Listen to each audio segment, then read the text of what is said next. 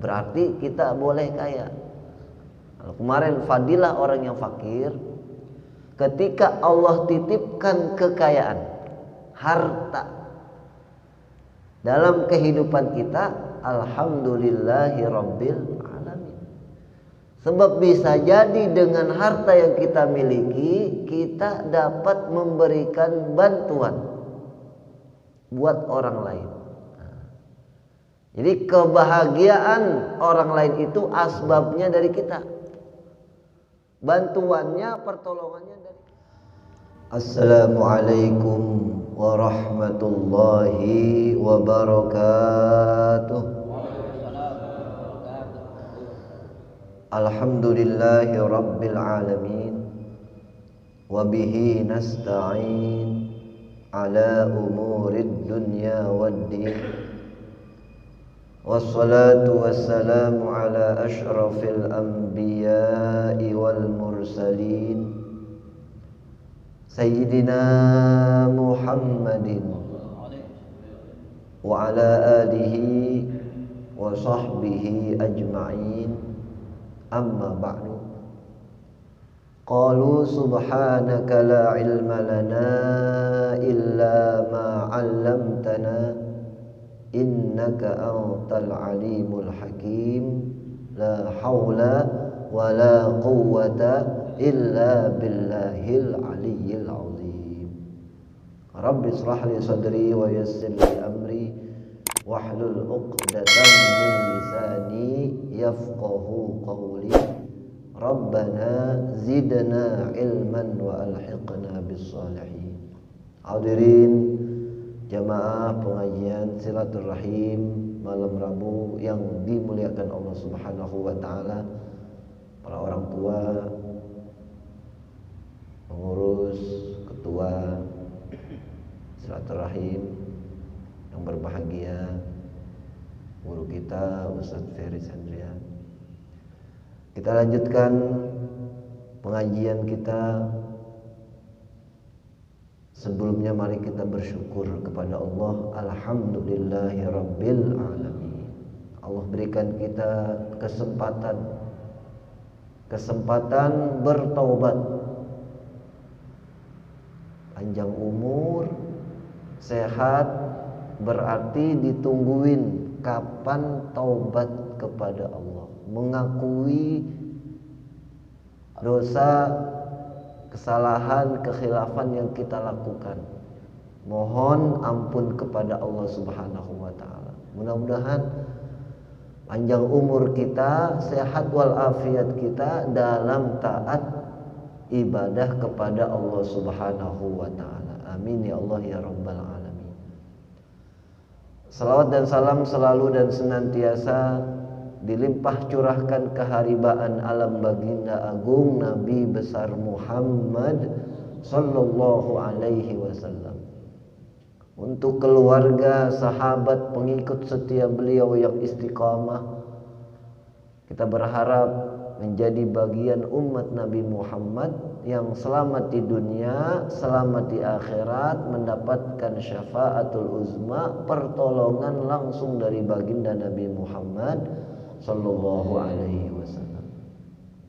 Malam ini kita awali dengan berzikir, tahlil, tahmid, tasbih. Kita kirimkan pahalanya khusus buat orang-orang tua kita yang telah mendahului kita, kerabat, sahabat, tetangga, para guru, orang-orang tercinta yang berada di alam barzakh. Mudah-mudahan pahala bacaan zikir tahlil kita ini diterima oleh Allah Subhanahu wa taala.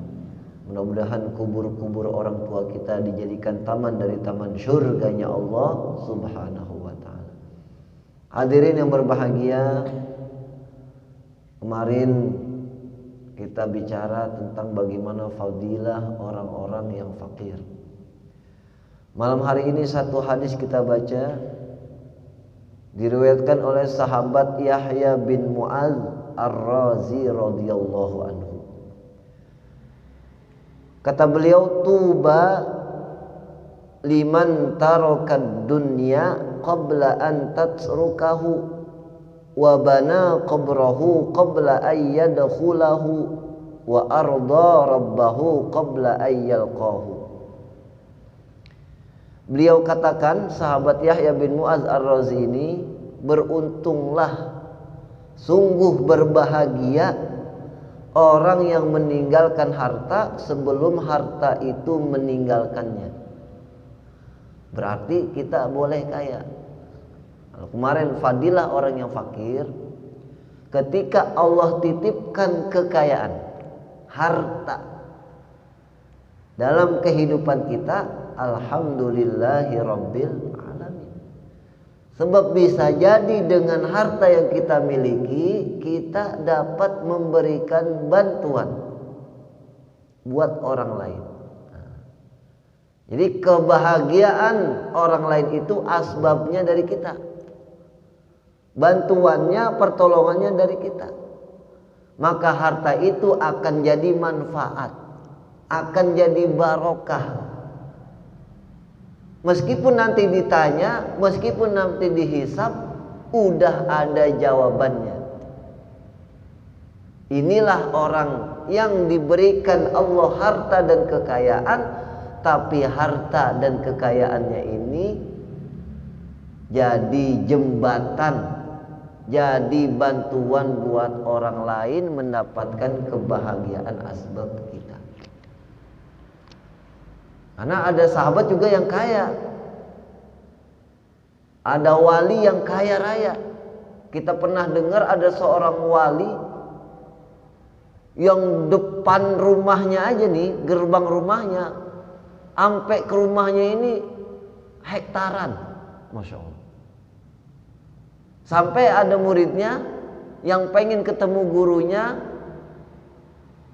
kemudian kata guru, dibilang begini, nanti sebelum kamu masuk ke dalam rumahku, kamu pegang air dalam gelas, kemudian air itu engkau pegang sampai depan rumahku, jangan tumpah.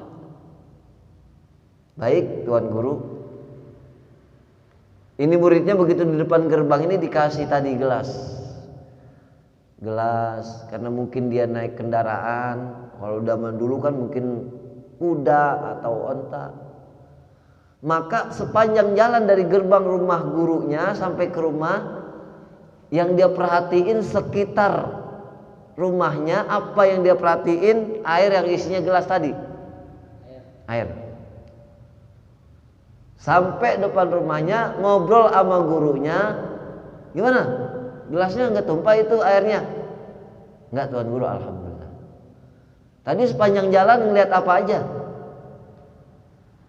Sepanjang jalan dari gerbang rumah gurunya ke rumah ngeliat apa aja? Nggak sempat ngeliat guru, sebab saya konsentrasinya sama air. Padahal bisa jadi ada pemandangan. Biasanya kan guru kita suka punya kebun, wah segala macam. Kira-kira sempet nggak kepikiran sama tadi taman yang samping kanan kirinya? Nggak sempet. Apa maksud tuan gurunya? Itu nasihat, wahai muridku, ketahuilah bahwa apa yang aku miliki ini nggak masuk ke hati, nggak kepikiran. Jadi yang dia pikirin bagaimana konsentrasi dia hanya kepada Allah. Tuh, Masya Allah. Kelas tinggi nih ilmunya. Jadi ketika Allah Subhanahu wa ta'ala berikan kita banyak kebahagiaan, kekayaan dan harta, tapi tidak masuk ke dalam hati kita, cukup kita pegang di tangan kita, kunci mobilnya di tangan kita, kunci rumahnya di tangan kita, kunci tokonya di tangan kita, semuanya kita pasrahkan kepada Allah. Ini titipanmu ya Allah, alhamdulillahirabbil alamin. Tapi tidak bikin saya lupa, tidak bikin saya lupa daratan. Karena ada orang yang dikasih dan dititipin harta kekayaan, masih taat, masih berjamaah, masih sempat sholat duha, baca surat Al-Waqiah di tengah-tengah kesibukannya. Dulu ada gubernur ya, di zaman tabi'in kesini dah. Itu beliau hari-harinya setiap malam 4.000 bacaan selawat dan gak pernah dia tinggal. Gubernur, kira-kira kalau gubernur sibuk gak? Masya Allah, mikirin rakyat, pusing apa segala macam. Tapi masih sempatnya membaca selawat kepada Nabi, enggak kurang enggak lebih 4.000 kali. Ini udah jauh kemari. Bukannya sahabat, bukannya tabi'in, tapi udah kemariin. Apalagi mungkin kelasnya sahabat, anak dan cucunya sahabat, kayak Umar bin Abdul Aziz, cucunya sahabat Umar bin Khattab. Masya Allah. Bahkan istrinya ini ditinggalin waktu dia jadi jabat, enggak sempat kesentuh, saking takutnya kepada Allah Subhanahu wa Ta'ala. Kita pejabat bukan? Bukan. Sibuk? Kayaknya biasa aja. Bagaimana zikir kita? Bagaimana bacaan selawat kita? Bagaimana bacaan Quran kita? Bagaimana sholat sunnah kita? Masya Allah. Nah ini buat semangat. Ada waktu kita buat menyempatkan berzikir, berselawat, baca apa yang pernah kita dengar yang bacaan itu bikin adem. Kalian baca sederhana Pak, la haula wala quwata illa billahil aliyil azim. Artinya tidak ada daya dan upaya untuk melakukan taat ibadah kepada Allah.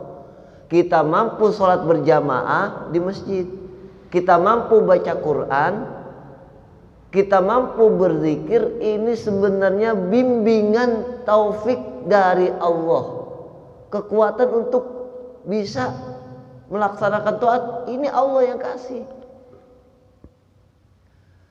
Wala quwata, dan juga tidak ada kekuatan untuk meninggalkan maksiat.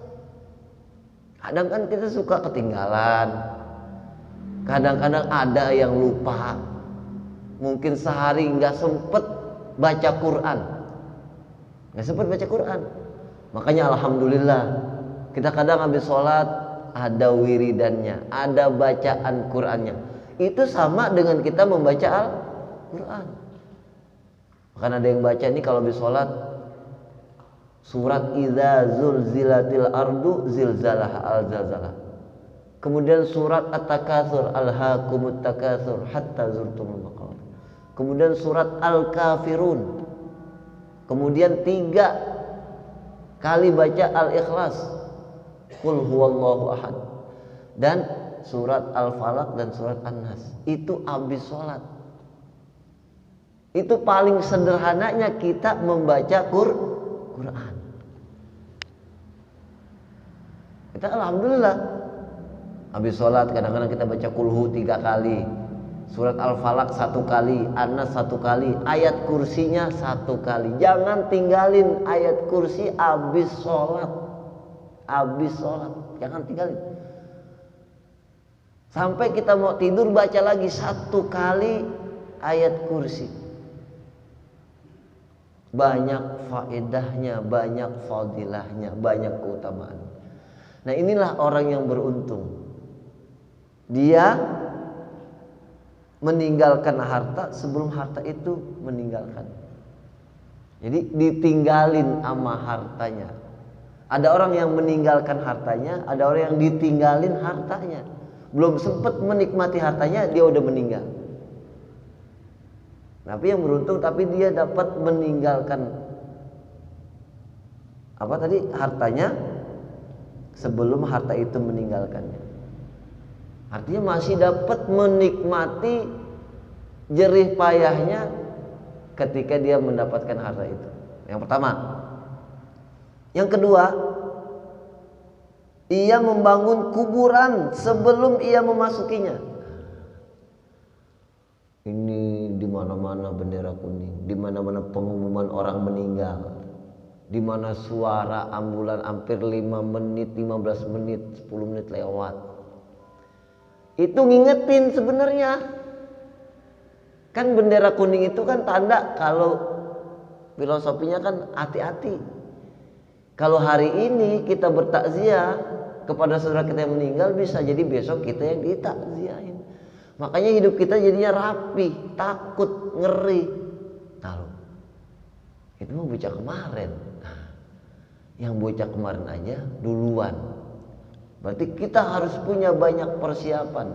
Nah, kuburan ini tempatnya balasan amal waktu kita di dunia. Jadi entar kita nikmatin malam hari ini, silaturahmi kita, zikir kita, pengajian kita, duduk di tempat-tempat yang baik, taat kita kepada Allah, itu masuk pahalanya ke tempat kubur nanti. Makanya begitu masuk udah ada balasannya. Jadi balasannya udah disiapin. Kapan kerjaannya? Waktu kita hidup. Emang belum kelihatan. Kalaupun dikasih berkah, tiba-tiba gampang urusan, tiba-tiba datang rezeki yang tiba-tiba ada aja. Itu bukan balasan, bukan hasil sholat kita, bukan hasil duha kita, bukan hasil sedekah kita. Itu hikmah dari Allah. Begitulah Allah memperlakukan orang-orang yang beriman, orang-orang yang dekat sama Allah, dibedain sama Allah. Dibedain sama Allah, dibedain sama orang yang jarang ke masjid, dibedain sama orang yang jarang berzikir, dibedain. Itu hikmah namanya. Beda sama balasan. Nggak sebanding. Biasa aja. Gampang itu urusannya. Yang berat nanti amal-amal kita ini masuk ke kuburan. Nah itu. Makanya paling nikmatnya orang yang beriman, kalau udah masuk kuburan, apa kata malaikat? Istirahat dah ante. Kanaumil arus, bagaikan istirahatnya pengantin. Masya Allah. Saking apa? Saking dikasih istirahat. Makanya ada bahasa dakwah ini, entar istirahat saya kalau udah dikubur. Baru kita udah nggak lagi sholat, baru kita udah nggak lagi berzikir, baru kita udah nggak lagi baca Quran. Udah kita kerjain waktu kita hidup, sekarang tinggal nikmatin. Masuk taman surga. Bukan surganya, baru tamannya aja udah enak. Masuk ke dalam kubur, sebelum masuk kita udah siapin tempatnya, perabotannya bahasanya. Itu ibarat rumah di kubur itu. Tinggal kita jadiin apa nanti tempat tinggal kita yang sebenarnya, ya itu tadi di alam kubur, bukan di sini. Bapak hadirin yang berbahagia, yang ketiga, yang terakhir. Dan ia meredoi Tuhannya sebelum ia menemuinya. Jadi dia udah redo sama Allah, udah ikhlas. Apa yang terjadi dalam kehidupannya, radhiyallahu anhu, dia redo. Wa radu'an, dan Allah pun redo. Enak udah. Emang yang kita cari dalam kehidupan kita redonya Allah, kerelaannya Allah. Allah nggak marah sama kita. Makanya doanya Allahumma inna nas'aluka redoka. Ya Allah, aku mohon kepadamu redo. Allah kalau seneng sama kita, Allah kalau bahagia lihat perbuatan kita, udah cukup. Cukup aja dikasih apa aja dalam kehidupan ini, orang sabar. Dikasih kebahagiaan, dia bersyukur. Allah seneng. Nikmatin itu orang. Makanya yang ngasih kenikmatan girang, diuji sama Allah, sabar. Seneng juga Allah. Bahkan innallaha ma'as sabirin. Kedekatan Allah ini bersama orang-orang yang sabar. Mudah-mudahan 3 hal yang disampaikan oleh sahabat Rasulullah ini jadi ilmu buat kita. Yang pertama, beruntung orang yang meninggalkan hartanya sebelum harta itu meninggalkannya. Yang kedua, beruntung orang yang membangun kuburannya sebelum ia masukin. Jadi udah disiapin perabotannya, aksesorisnya, semuanya udah lengkap. Begitu dia masuk ke alam kubur, udah tinggal nikmat kubur. Al-kubru imma hufrah atau imma raudhah. Kubur itu ada kalanya jadi taman surga atau ada kalanya jadi jurang neraka. Yang ketiga, dia sudah redo atas keputusan Allah. Udah ikhlas sebelum dia bertemu dengan Allah. Ketika bertemu dengan Allah, kata Allah, irji'i ila rabbiki radiyatan mardiyah. Ya, aku udah redo. Mudah-mudahan Allah Subhanahu wa taala memberikan hati-hati kita ini hati yang dekat dengan Allah, hati yang selalu ingat dengan Allah apapun keadaannya. Mudah-mudahan hidup kita ini dalam taufik dan bimbingan dari Allah Subhanahu wa taala. Mari kita angkat kedua tangan kita mohon kepada Allah Subhanahu wa taala. Mudah-mudahan Allah selalu menjaga kesehatan kita, sehat walafiat, sehat lahir dan batin, panjang umur dalam taat, diberikan kemudahan dalam segala urusan-urusan kita, dan mudah-mudahan Allah Subhanahu wa taala meridhoi apa yang kita kerjakan. Bismillahirrahmanirrahim. Alhamdulillahirabbil alamin. Hamdan yuafi ni'amahu wa yukafi'u mazidah.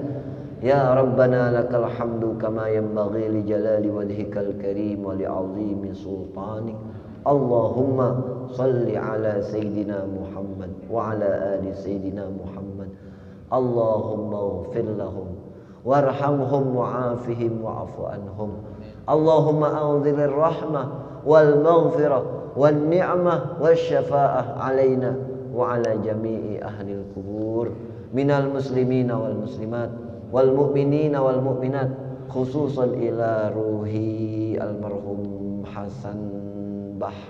Hasan Basri bin Haji Entong bin Fulan, Nisin bin Haji Entong, Nonong bin Haji Entong, Haji Sanih binti Fulan, wa usulihim wa furu'ihim wa dzawil huquqi alaihim ajma'in. Allahumma ij'al quburahum rawdatan min riyadil jinan wa la taj'al quburahum hufrah min hufarin niran bi rahmatika ya arhamar rahimin. Rabbana ighfir lana wa liwalidina warhamhum kama rabbawna shighara.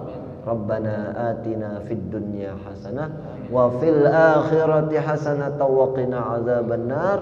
Wa sallallahu ala sayyidina Muhammad wa ala alihi wa sahbihi ajma'in. Walhamdulillahi rabbil alamin wal afwa minkum wabillahi taufiq wal hidayah. Assalamualaikum warahmatullahi wabarakatuh.